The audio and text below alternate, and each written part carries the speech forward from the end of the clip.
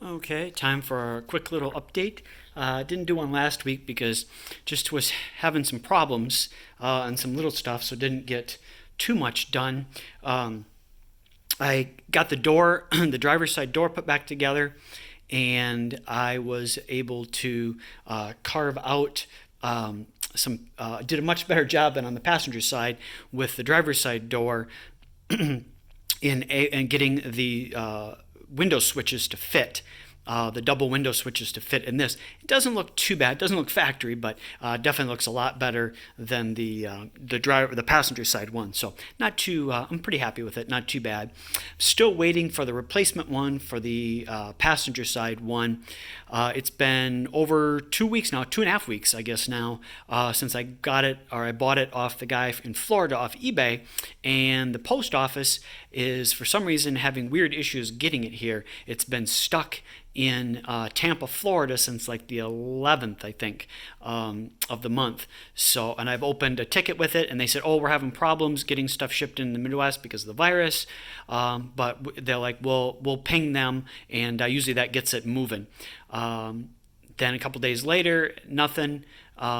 The lady called me back from the post office again and said, "Don't know why it hasn't moved. I will try again." And she said the computer said she had to close the case, which is weird because I hadn't received it yet. But she said the computer told her she had to close the case, but she would copy down all my information and would keep an eye on it. So a week went by and nothing. So this weekend I opened up another case, or reopened it. I guess I was going to open another case, but it says it was reopened again. So hopefully, I don't know what's the deal going on. I don't know if they lost it and they just don't want to tell me that or what, but something's going on. Like I said, it's been 2.5 weeks and it says it's still stuck in Tampa, Florida. So I don't know what's going on. But I did put on the covers here because I tested out the windows, the mirrors, the locks, all that kind of stuff. I also tested out the radio and the subs. All the speakers work, the sub works, the radio works. All that stuff's looking good. The only thing that doesn't work is the satellite radio, and that's because I figured out on the '07, the little XM satellite radio piece on that in the new ones, that's actually a GPS and satellite radio, and of course the '07 doesn't have it, so it has no satellite signal. So I will hopefully get a new one from Forward on that, and I can just swap that out, go right in the same place. They said just there's two pieces in there instead of the one, so hopefully that takes care of it. So then I snap these on. Looks a little bit different. This back piece does than like the rest of the mirror, as you can kind of see, but we'll see when I get it out in the sun if it looks the same or not. And I also may check at some car shows hopefully next summer and see what this looks like. Worst case scenario, I'll just take this off and have it painted black because it's kind of a flat black right now. Maybe have it painted more of a gloss, and so that'll match. So that's what was up with a bunch of stuff with that. I had the supercharger off because I was messing with the fuel injections stuff, and the return line got all that straightened out. I think I mentioned that in another video. But as long as I had it off, because it's kind of a pain in the butt to get all that stuff off and everything, I decided to stick in the 2000 cc injectors from FID. Pretty big injectors, but since I want to run E85 and pushing well over 1,000 horse to the wheels, I need those bigger injectors. So I was going to wait until I had run it, got all the bugs worked out and we were ready to switch to 85 and then put those in. But I thought, you know what?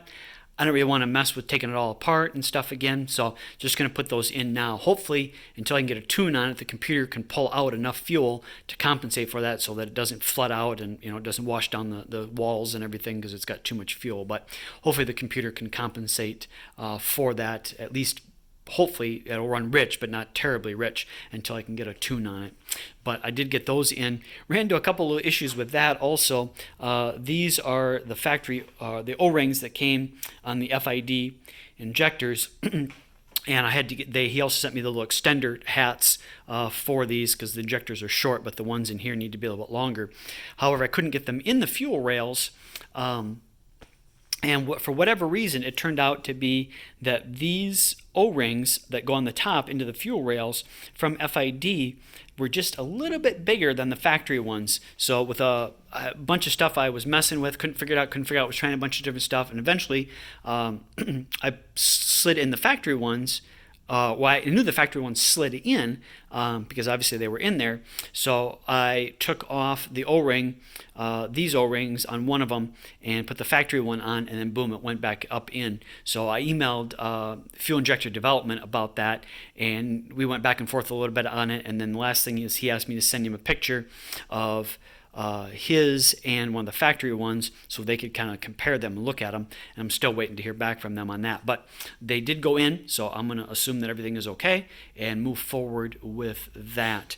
I did end up having problems with the door, so even though I had it together, I did end up having to take the inside, as you can see there's the panel, the inside of the driver's side door off again because the window just does not want to go up and down very easily. The passenger side one was a little bit hard a couple times, but then I put some grease on it, some like lithium style grease, and then it went up and down just fine. I tried doing that same thing with this one, and it just grunts, and barely makes it up. Sometimes it doesn't even make it all the way up. So I thought maybe it was a bad motor because that was one of the pieces I bought off eBay. So I got a brand new motor from O'Reilly's, put it in, kind of had the same problem. It was also acting really weird. Sometimes it would want to go up, sometimes it wouldn't. It would just kind of go up a little bit and then immediately back down. I tried the reset procedures, didn't really make any difference. And since that motor didn't fix it, I put the old motor back in. Now it goes up and down, but it tries really hard and sometimes it doesn't make it. So hopefully I can return that motor back to O'Reilly's. Like I said, since I knew it wasn't that, there's an adjustment on the bottom of the door. You can kind of move the rails in and out a little bit. I tried that, see maybe it was just binding. That didn't make a difference either. So I ordered another set of rails off of eBay from a place. They're used, but they have a warranty on them, so they must check them out. So hopefully they're okay. Maybe there's just something weird with the rails on this. It's out of alignment, or something got messed up on the rails at some point in time with the 07, and that was causing some issues with that. The other thing I figured out was I had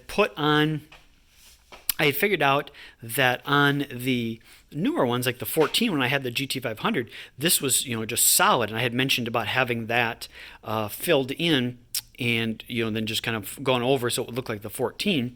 However, I found out a couple things. One, because I think I mentioned in the last one where it was, there's a piece on there that looked like it was meant for this. So I thought, well, maybe they're still using the same model from when they used to have keys in it.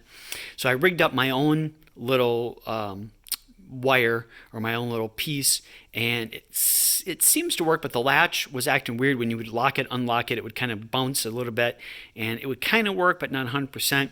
And you put the key in, and you could turn it, but then you couldn't go back, and you couldn't really turn the other way. So it was kind of working, but not 100%. So I figured out, I was doing some interesting reading and researching online, found out something really interesting. Even though on the 14, and it's probably on some of the other ones too, this is all solid, and so it makes you think that there's no key in here. But when I was reading, turns out there actually is, which makes sense, because if the key fob, this died, and you were somewhere where you couldn't pop it off to get a battery replacement, or it was late night or something like that and nothing was open, so you couldn't do that. I'm like, how would you get in your vehicle? I had wondered that. Well, it turns out that it's actually hidden under here in a bunch of the newer Mustangs. So you pop this back piece off, and then it shows the mechanism with the spot in here to put a key in, so you can open the door. Like if your fob dies, or like some kind of worst case scenario, you can do that. So that tells me that there is a rod that went from here to that piece on the actuator. So I looked it up, and I did find in my manual, I believe, the part number for that. So I emailed the Ford dealer, and hopefully I can get that, and hopefully they didn't rechange the inside, the other side of this on the inside, the locking mechanism piece from 07 to 14 much, but with everything else it changed on here, you never know. But hopefully they didn't change that too much, and I can get that rod, which is the correct, because the rod I made, I think, is just too tight. I think that's what the problem is. It's just too tight.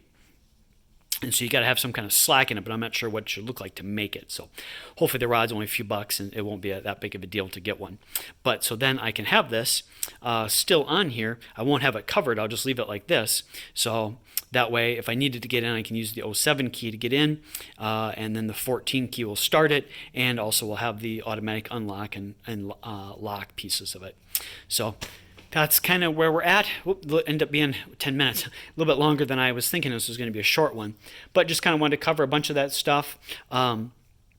The door, replacing the door mechanisms and stuff, fixed all the lights on the dash saying the doors were open. That all is gone. The lights work when you open and shut the door. The interior lights, go on and off, and when you lock it, unlock it, they go on and off, so that all works. This also doesn't have a key in back there for the trunk. It's all done by here, and that also works. Also, you can tap that, and it releases the lock on the trunk. So the trunk goes up and down. You shut the trunk, and now none of the lights come on saying the trunk is open or the doors or any of that stuff. So that all works. So looking good, but like they say, the last was it the last 10% takes 90% of the time or something, and this last little stuff is taking quite a while. But getting it worked out, getting it figured out, and so hopefully get this stuff figured out and in this week, and get it taken care of, and then hopefully we go back to working on the taillights and can get that done. So that's where we are at. Thanks for watching. Bye.